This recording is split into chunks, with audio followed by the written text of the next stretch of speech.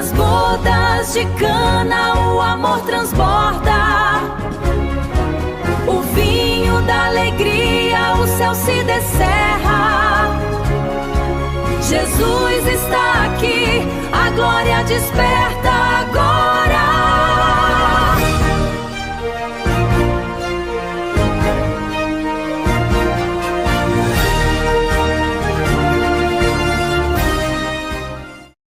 No coração verdejante da Galileia, onde as colinas suaves se estendiam como um tapete bordado pelo Criador, a pequena vila de Caná despertava para o dia mais esperado do ano. O sol da tarde pintava o céu em tons de ouro e púrpura, lançando sombras longas sobre as casas de pedra branca e telhados de telha vermelha. O ar estava impregnado do perfume doce das flores de laranjeira, misturado ao aroma terroso do pão fresco assando nos fornos de barro e ao cheiro salgado do peixe grelhado sobre brasas. Era o casamento de Natanael, um jovem carpinteiro honrado, com Raquel, a filha mais velha de um próspero comerciante de azeite. Na cultura judaica daqueles tempos, uma boda não era apenas uma festa. Era um sinal da aliança de Deus com o seu povo, um retrato vivo do banquete eterno prometido aos fiéis. As ruas estreitas de Caná estavam enfeitadas com guirlandas de mirto e ramos de oliveira, e faixas coloridas de tecido flutuavam ao vento suave do entardecer. Convidados de vilas vizinhas, Cafarnaum, Tiberíades e até mesmo de Nazaré chegavam em grupos animados, trazendo presentes envoltos em panos bordados, jarros de barro, tecidos finos e cestos de frutas maduras. O som distante de flautas e tamborins já ecoava, misturando-se às risadas infantis das crianças que corriam entre as pernas dos adultos. Maria, a mãe de Jesus, havia chegado cedo para ajudar nos preparativos, como era costume entre as mulheres da família. Seus olhos castanhos, cheios de uma sabedoria serena e de uma fé inabalável, observavam tudo com um carinho maternal. Ela carregava no coração o segredo que só ela e alguns poucos conheciam. Seu filho era o Messias prometido, o Filho de Deus encarnado. Quando Jesus chegou, acompanhado de seus primeiros discípulos, Pedro, o pescador impetuoso de mãos calejadas, André, seu irmão tranquilo e observador, Tiago e João, os filhos de Zebedeu, cheios de fogo e paixão, a multidão vibrou com uma alegria ainda maior. Jesus caminhava com passos firmes mas humildes, vestindo uma túnica simples de linho bege, o cabelo castanho ondulado caindo sobre os ombros. Seu rosto irradiava uma paz que transcendia o barulho ao redor. Era como se o próprio ar ao seu redor se aquietasse, convidando à contemplação. Os convidados o saudavam com reverência misturada à curiosidade, pois rumores sobre o jovem de Nazaré já começavam a se espalhar pelas margens do mar da Galileia. A festa começou com intensidade total. Mesas longas de madeira foram dispostas no pátio amplo da casa do noivo, cobertas com panos brancos impecáveis. Pratos transbordavam de pães ázimos quentes, azeitonas verdes e pretas brilhantes, queijos frescos de cabra, tâmaras doces e figos suculentos. O vinho, o elemento central de toda celebração judaica, fluía generosamente de grandes ânforas de argila, servido por servos ágeis que corriam de um lado para o outro. Os músicos tocavam com alma, flautas de cana entoavam melodias alegres, tamborins marcavam o ritmo das danças circulares onde homens e mulheres, separados por tradição mas unidos pela festa, giravam e batiam palmas. O noivo Natanael, com o rosto iluminado de felicidade, dançava com sua noiva Raquel, cujo véu delicado esvoaçava como uma nuvem de esperança. Risadas ecoavam, brindes eram feitos em nome do Senhor, e o ar se enchia de bênçãos recitadas pelos anciãos. Que o Senhor faça brilhar o seu rosto sobre vós e vos dê a paz. Maria observava tudo com um sorriso sereno, ajudando discretamente os servos a reabastecer as taças. Jesus participava com simplicidade, conversando com os discípulos sobre o reino que estava chegando, sem pressa, sem ostentação. Os convidados sentiam uma alegria profunda, como se o próprio céu tivesse descido à terra. O vinho corria livremente, aquecendo corações e selando amizades antigas. Ninguém imaginava que, por trás daquela euforia contagiante, uma sombra sutil de preocupação começava a se formar nas cozinhas e nos depósitos da casa. As reservas, calculadas com tanto cuidado pelos pais do noivo, estavam se esgotando mais rápido do que o previsto. A festa ainda tinha muitas horas pela frente, danças, bênçãos e o banquete da noite. E o pior que poderia acontecer em uma boda judaica era a falta de vinho. Uma humilhação pública, um sinal de pobreza ou desorganização que marcaria o casal para sempre na memória da comunidade. O sol já mergulhava no horizonte, tingindo as colinas de um vermelho dourado, quando os primeiros sussurros nervosos começaram entre os servos. As ânforas maiores estavam quase vazias. O mestre da cerimônia, um homem experiente chamado Simeão, limpava o suor da testa, tentando manter o sorriso no rosto enquanto os convidados continuavam a brindar e a dançar. A alegria ainda reinava, mas uma tensão invisível pairava no ar, como uma nuvem fina que ameaça uma tempestade. Era o momento em que a fé seria testada, o momento em que o ordinário estava prestes a se encontrar com o extraordinário. O vinho se esgota, a vergonha se aproxima. Mas a mãe vê, a fé não se abala. Filho, eles não têm mais vinho, o pedido ecoa.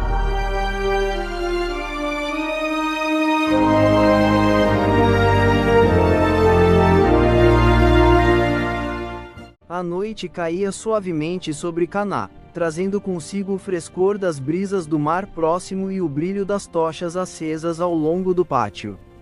As lanternas de óleo projetavam sombras dançantes nas paredes de pedra, enquanto o som das flautas e dos risos ainda enchia o ar. Porém, nos cantos mais discretos da casa, os servos trocavam olhares carregados de pânico. As grandes ânforas de vinho, que horas antes transbordavam com o líquido rubi e aromático, agora ecoavam vazias quando inclinadas. O mestre da cerimônia Simeão andava de um lado para o outro, as mãos tremendo ligeiramente enquanto tentava disfarçar a crise. Em uma cultura onde a hospitalidade era sagrada e o vinho simbolizava a bênção de Deus sobre a união, ficar sem ele era mais do que um erro logístico. Era uma desonra profunda que poderia assombrar o jovem casal pelo resto da vida. Maria, com sua sensibilidade materna afiada pela vida de oração e obediência, percebeu a inquietação nos rostos dos servos. Seus olhos se fixaram neles por um longo momento, e seu coração se compadeceu. Ela sabia o que significava aquela falta, não apenas vinho, mas alegria ameaçada, esperança em risco. Sem hesitar, ela se aproximou do filho, que conversava calmamente com os discípulos sob uma figueira no canto do pátio. Sua voz era baixa, respeitosa, mas carregada de uma confiança inabalável. Eles não têm mais vinho, meu filho. Era uma declaração simples, mas profunda, um pedido velado, uma entrega de fé. Maria não exigia. Ela apresentava a necessidade ao único que poderia resolvê-la. Jesus olhou para a mãe com um amor eterno nos olhos. Havia uma ternura infinita ali, mas também uma recordação divina do seu tempo. Mulher, que temos nós com isso? Ainda não chegou a minha hora, respondeu ele com suavidade, mas firmeza. Suas palavras ecoaram no coração de Maria como um lembrete do plano maior que se desenrolava, o plano de redenção que culminaria na cruz. No entanto, a fé dela não vacilou. Ela se virou para os servos que observavam a cena de longe e disse com autoridade calma e maternal: "Fazei tudo o que ele vos disser." Aquelas palavras simples carregavam o peso de uma vida inteira de obediência ao Senhor. Era como se ela estivesse dizendo: "Eu não entendo tudo, mas eu confio nele completamente." Os servos, 6 ao todo, homens simples de mãos calejadas pelo trabalho diário, aproximaram-se hesitantes. Seus rostos refletiam dúvida, medo e uma curiosidade crescente. Jesus, com uma voz serena que cortava o barulho da festa como uma brisa fresca, deu a instrução que mudaria tudo: enchei de água as talhas. Havia 6 talhas de pedra grandes, cada uma com capacidade para cerca de 100 litros, usadas para as purificações rituais segundo a tradição judaica. Elas estavam ali, vazias e comuns, símbolos do esforço humano para se aproximar de Deus. Os servos obedeceram, carregando baldes pesados do poço próximo, o som da água caindo ecoando como um hino de preparação. O suor escorria em seus rostos enquanto enchiam as talhas até a borda, gota por gota, litro por litro. O pátio continuava animado, mas um silêncio expectante parecia cercar aquele canto discreto. Pedro, Tiago e os outros discípulos observavam tudo com olhos arregalados, o coração acelerado. Eles haviam deixado tudo para seguir aquele homem: redes de pesca, famílias, segurança. E agora testemunhavam algo que ia além da compreensão humana. A tensão no ar era palpável. O vinho havia acabado, a festa corria risco de ruir, e o filho de Maria estava prestes a agir. O cheiro da água fresca misturava-se ao aroma residual do vinho antigo, criando uma atmosfera de expectativa divina. Cada servo, ao terminar de encher sua talha, olhava para Jesus com uma mistura de temor e esperança. O que viria a seguir? Seria possível que aquele homem simples transformasse a necessidade em abundância? Enchei as talhas, a água está pronta. O mestre ordena, a fé se levanta. O que era comum agora se transforma.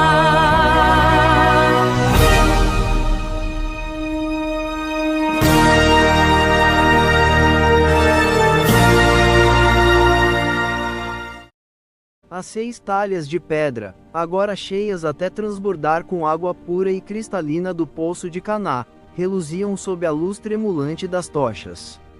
O pátio inteiro parecia prender a respiração, mesmo que a maioria dos convidados ainda dançasse alheia ao milagre que se preparava nos bastidores. Jesus, com uma autoridade calma que emanava do céu, dirigiu-se aos servos mais uma vez: tirai agora e levai ao mestre da cerimônia. Os servos hesitaram por um instante. Como poderiam servir água pura como se fosse o vinho mais fino? Mas a ordem da mãe de Jesus ainda ecoava em seus ouvidos: fazei tudo o que ele vos disser. Com mãos trêmulas de expectativa, um deles mergulhou o jarro na primeira talha. Ao puxá-lo, o líquido que saiu não era mais água límpida e sem sabor. Era vinho, um vinho vermelho rubi, aromático, com notas profundas de frutas maduras, especiarias e uma doçura que nenhum vinho anterior naquela festa havia possuído. O servo provou discretamente, e seus olhos se arregalaram de espanto. O sabor explodia na boca.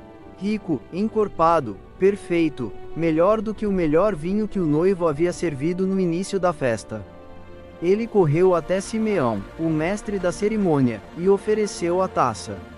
Simeão, ainda preocupado com a crise que imaginava estar escondendo, tomou um longo gole.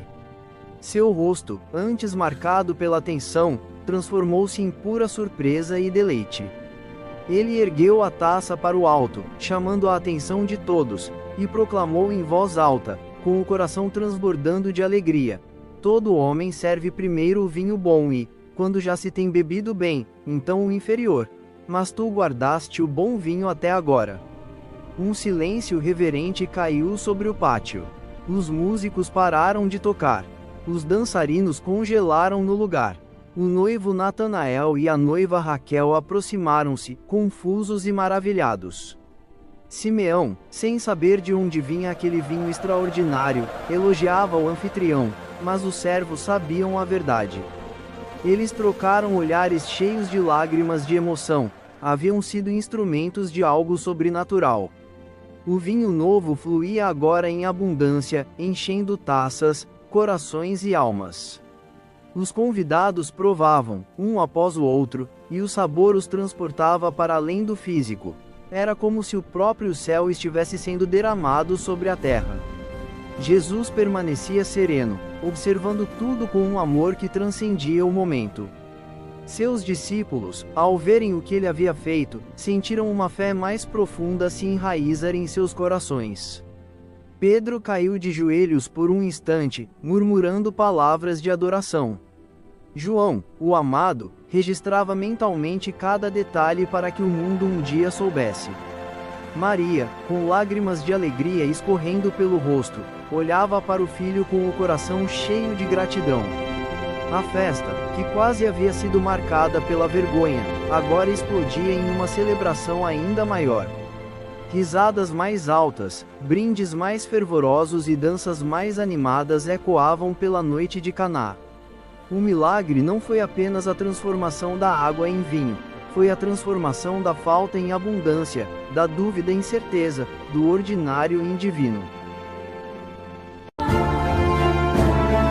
Água em vinho, a glória se revela. O primeiro sinal, o céu se abre inteiro. Crer no impossível, eis o milagre verdadeiro.